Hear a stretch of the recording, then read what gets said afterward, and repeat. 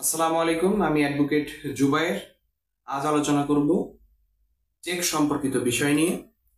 আমাদের এই সমাজের সব থেকে বেশি মানুষ প্রতারিত হয় এই ব্যাংক চেকের মাধ্যমে।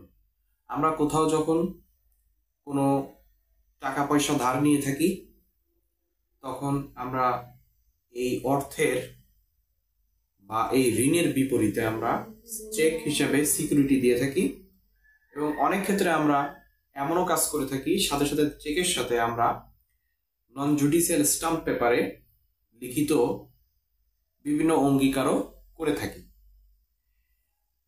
আমি যারা ঋণ নিয়ে থাকি বা যারা চেক দিয়ে থাকি ঋণের নিরাপত্তা হিসেবে বা সিকিউরিটি হিসেবে, তাদেরকে বলতে চাই, যে পরিমাণ ঋণ নিবেন ঠিক সেই পরিমাণ টাকা আপনার চেকে উল্লেখ করবেন।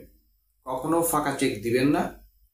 যদি চেকই দেন তাহলে আর আপনি নন জুডিশিয়াল স্টাম্পে লিখিত কোনো অঙ্গীকার বা লিখিত কোনো শর্ত চুক্তি করবেন না।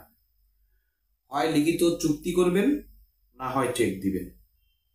মনে রাখবেন, চেকের মামলা খুবই ভয়ানক মামলা।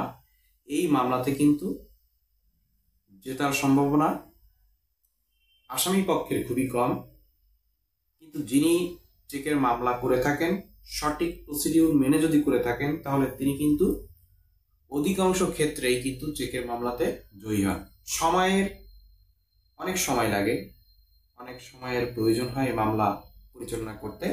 তবে ধৈর্যের সাথে থাকলে যিনি চেকের মামলা করে থাকেন তিনি কিন্তু লাভবান হন, এবং তার মামলাটি কিন্তু একসময় উইন হয়। তাই যারা আমরা ঋণ বা কোনো টাকা ধার নেওয়ার সময় যে পাওনাদার বা যিনি ঋণদাতা, তাকে কখনোই ফাঁকা চেক দিব না। যে পরিমাণ ঋণ গ্রহণ করব বা ধার গ্রহণ করব সেই পরিমাণ টাকা চেকে উল্লেখ করে দিব, এবং সাথে সাথে আমরা কখনোই একটি চেক এবং পাশাপাশি স্টাম্পে কোনো প্রকার লিখিত পরিত করে দিব না। হয় লিখিত পরিত করে দিব স্টাম্পে, অথবা শুধুমাত্র চেক দিব টাকা উল্লেখ করে। ঠিক আছে?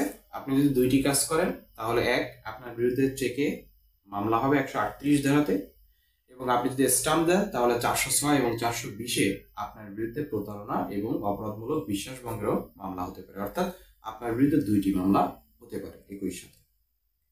সুতরাং ভালো থাকুন, সুস্থ থাকুন এবং সচেতন থাকুন। আল্লাহ হাফেজ।